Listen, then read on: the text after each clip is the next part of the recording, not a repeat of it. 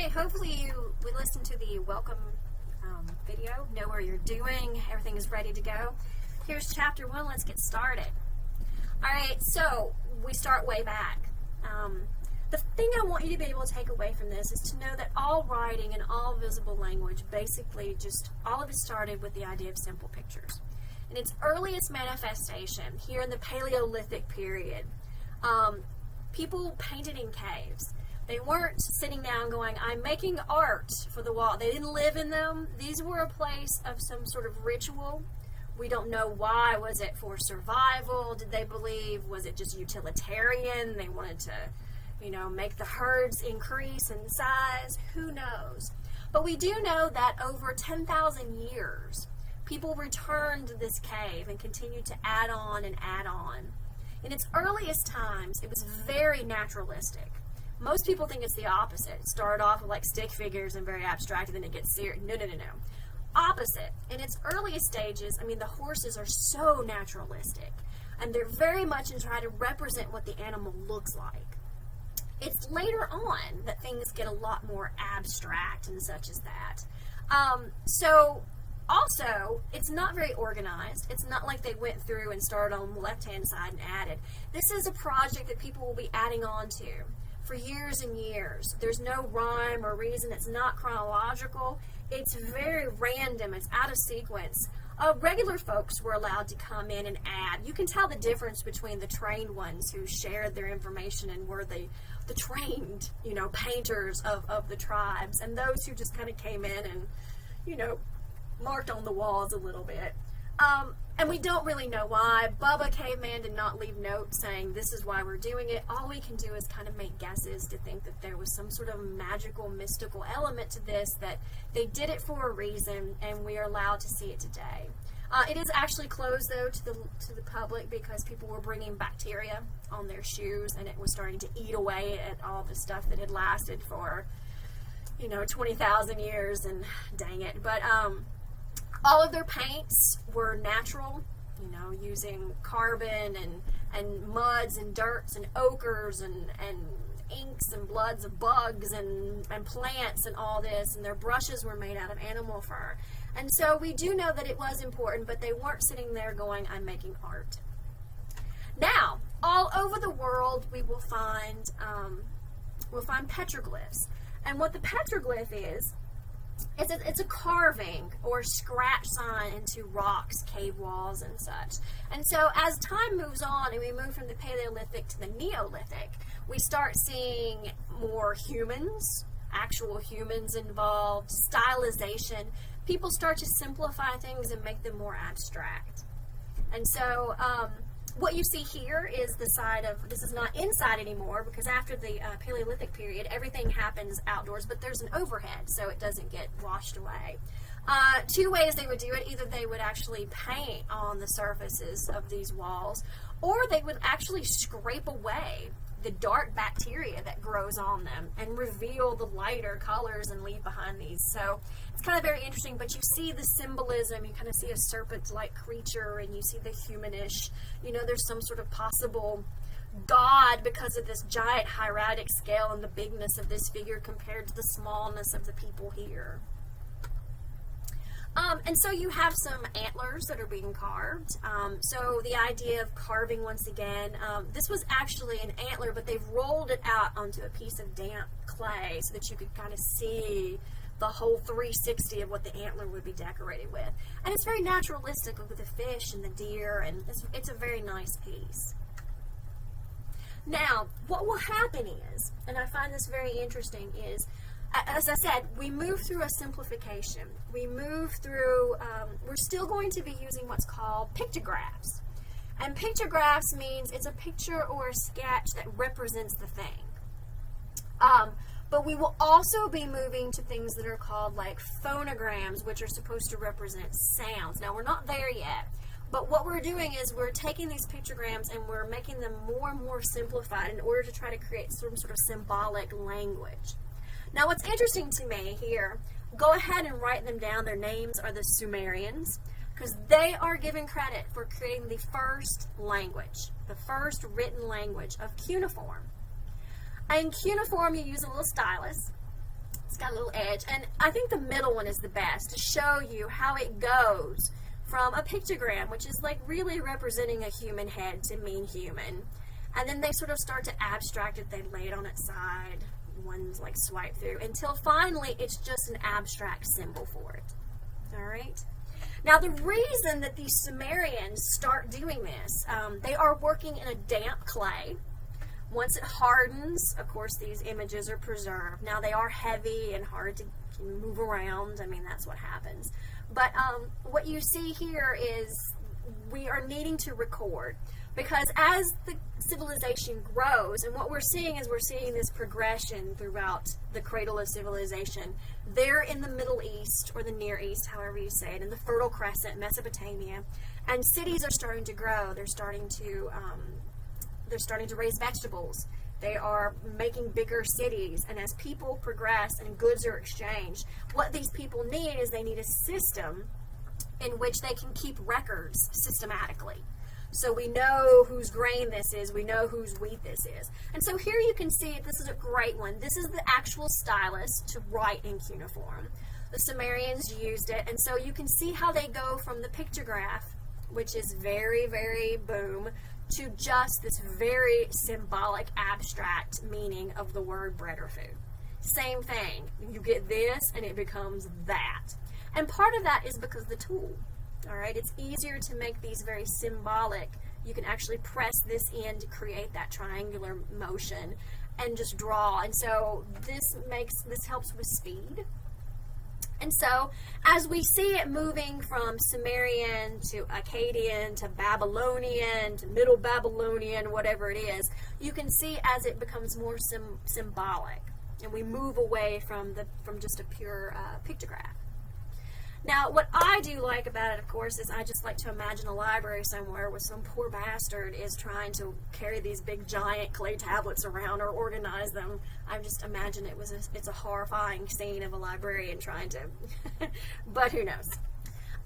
This one, of course, is interesting. The Blau Monument is supposed to be the very first time that the two are put together, where the symbolic language is actually being placed on a piece of sculpture with actual visual pictures and imagery. So you've got both language and the human form represented together. And as you can see, it now becomes a system of labeling certain gods. This was the ziggurat, the king of Ur and Nana, and so this, of course, will represent time, place, person, etc. Another thing that was very important, and the reason language develops, is as civilization rises and we start getting people together, you also have to be able to verify documents. This, of course, is what's called a cylinder seal. It's where they would take some sort of a stone and they would do a relief carving in it, and as you would lay it out onto a piece of wet clay, it would make this seal, this sort of like signature.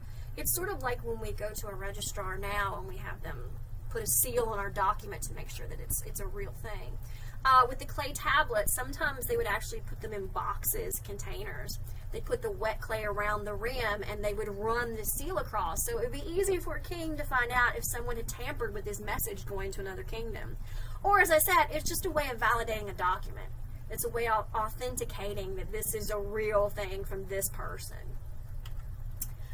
One of the most exciting things for me as an art professor is to know that literally the first laws that we have documented are on a piece of artwork. Here you have King Hammurabi on the left, and he's receiving the laws from the main god. And on the instrument, and here you go, we actually have written down the side the laws. Now, it's not perfect. Women are still cattle, and there's slavery, and it's not fair, and you know. But what you at least have is you have it in writing, and it's not just because of how the king feels that day as a judge. For instance, someone steals a chicken, he's had a great week. He tells the guy, oh, you pay a fine, no big deal. King has a bad week, wives hate him, kids are acting like juvenile delinquents. Same dude comes in, steals another chicken, death. I mean, at least now you have this is the law and this is what happened. So at least it's a start. Also, the idea of stamps. It's another form of a seal. So here you have this lovely carved, double-headed, strange lion-looking creature. And this is what the seal it will make when the stamp is placed within the wet clay. Okay, probably everyone's favorite section, of course, is the Egyptians. I do love some Egyptian stuff. I was very lucky to get to travel down the Nile. Here are a couple of symbols that you might want to be familiar with. You have the Eye of Horus and the god Horus, both of which are supposed to be the idea of protection. So anytime the Eye of Horus is supposed to take care of you. And the Ankh, which looks very similar to a cross to us, is the idea of everlasting life and eternity. So you will usually see this associated with gods. And of course the scarab, unlike the Mummy 3 tries to tell us, these don't just eat your skin off of you when you're trapped in the tomb, but they were supposed to be for like good luck. And so I really love that. And so what you need to know probably for the test is that hieroglyphics is made up of a mixture of pictographs, pictograms, and phonograms.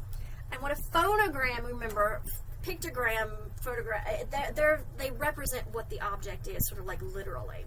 But what a phonogram is it actually represents a sound. So I know you've all done it when you were in elementary school. Everybody, we would hope, everybody read one of those. It's like a rebus. And I think rebus is a great word that I would know. It's words and syllables that are represented by an object. So if they wanted you to use the pronoun I in the sentence, they would probably draw out an eye with eyelashes and an eyeball, so that you would say I, the letter C, and then the letter U, so I see you. So the idea of a rebus, which also then makes it very difficult to understand Egyptian hieroglyphics. So I had the pleasure of seeing this actually in person at the British Museum this summer. But this is the Rosetta Stone. And you need to know this particular one. Just like the Code of Hammurabi has the first written laws ever. What the Rosetta Stone does is it has 3 languages on it. It has the Demotic Greek, the Greek, and Egyptian hieroglyphics. And so finally, people had a word for word. All 3 texts are saying the same thing. It's a translation.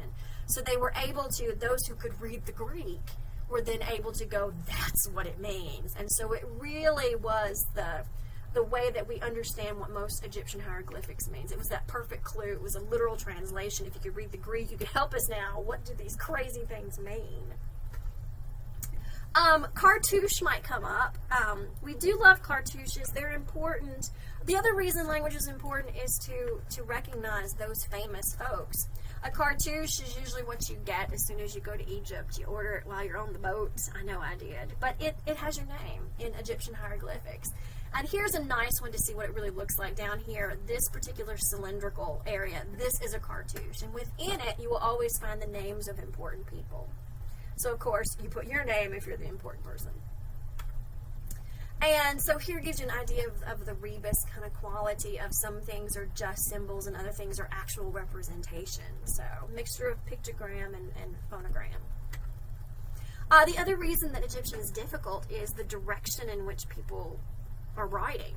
Sometimes we actually found out that, oh my gosh, this was a great one, that the hieroglyphics should be read according to the direction that the figures are facing. So for instance, if your figure is facing to the right, these Egyptian hieroglyphics should be read left to right, like coming out of his mouth. But if the guy is facing the other way, you should be reading it from right to left. And then sometimes, of course, if you can see here, they're actually written top to bottom. So you can imagine the difficulty of doing this. What I do love about Egyptian art is the reason it looks the way it does. They actually used a grid, and here is a very stylized drawing for you to see. But here you can actually see the lines left over in this tomb that never was finished.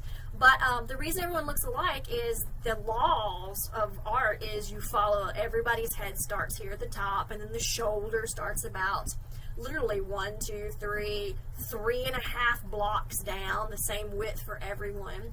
The only difference between if you want something larger or smaller, you make a smaller grid. Same number of blocks, but you just make it smaller. As you can see, the figures here, always in Egyptian bodies, the head is in profile, the chest and the torso is frontal, and then we switch again and make the legs in profile. The idea was they believed this is what looked like most of a person. The profile of the top and the bottom, like you seem active, moving, but the chest looked kind of weak and piddly if you see it from the side. They wanted to show you a big breadth of a chest. Okay. Here you can see, and it gives you an idea of how they were drawn, how they were written. Of course, on the stone walls, they would be a sort of petroglyph carved into it. Paintings on the walls, they did do paintings all over, beautiful on the lime that they would create, and do some plaster paintings always. But what they did is they mixed word and image like no other society I've ever seen. They loved words and images together. Here you can see an artist's palette. They would have signed it, written some sort of something on there. The brushes are held here. And of course here would have been a cake of whatever paint mixture they would have come up with. In both Sumerian cultures, the Middle East, and in Egypt, a scribe was a very exalted position. If you could read and write, because so few people could, you always had a good life, because you would be hired by merchants in the royal court to keep records, to paint the tombs, to edify the gods. So scribes is a good job. It's a good place to be. But you can see, very prolific, how much you have to be able to read and write. Now, where they're showing you this one, really important, is the idea of papyrus. The Egyptians looked at the clay tablets, and they're very heavy and unwielding, and they were the ones who created, using natural materials, it's a paper-like substrate, which is called papyrus. And these could be folded up and tucked away, and they're very lightweight. And it's a mixture of putting different papyrus reeds vertically and horizontally again and again, and smushing them and flatten them until they all come together and create this like paper-like substance. So this, of course, is what a scribe would be wandering around with, their sack of goodies. Here you can also see another thing about Egyptian painting. Men are always portrayed as darker than women. And this is actually from the Book of the Dead. And unlike the Mummy, there is not just a Book of the Dead. There were many Books of the Dead. And what a Book of the Dead was, it was to help you with instructions to be able to get through the afterlife, and a way of what you need to do and how you needed to do it. And sort of like, you know, they would have been sealed, like sort of like the cylinder seals of the Sumerians to authenticate stuff. But here you would have been given your own text, and these would be instructions. And here you can see, here's the dead person who's being brought before. Here's Anubis, god of the underworld. And here he has placed the heart in a vessel, in a jar, and he's measuring against Mot's feather of truth. And if the heart is light, then you get to go to the afterlife and join all these wonderful motley crew here. Thoth over here, and Ibis will record it, what happened. Amit you want to worry about, because Amit is part crocodile, part lion, part hippo, and his job is to eat you if you are not worthy, so you do not want a heavy heart. But the idea is, on this papyrus, you were given the instructions of how to get through the afterlife and get along. Okay? And here you can just see a lovely carving of a scarab for good luck, and underneath its side, here the Egyptian hieroglyphics with whatever it wants to say about it. Alright, so just a couple of things as we look at this dark black screen to take care of. Be sure that you know that a pictograph is something that represents the thing. Phonograms really kind of represent sounds. That's going to help in the next one. Cuneiform was that first written language with the Sumerians. Those cylinder seals were great because they helped mark documents, seal them, authenticate stuff. The Code of Hammurabi is the first written law. Note that hieroglyphics are made up of both pictograms and phonograms, kind of creating that rebus mentality where you got to know what's going on. And so the cartouche, of course, the ankhs, the scarabs, and also the Rosetta Stone, of course, which allowed us to finally be able to figure out what in the world those Egyptian hieroglyphics meant. So read your text if you've not already done so, and you will be taking the test after you do the 4th chapter, I believe. Bye-bye.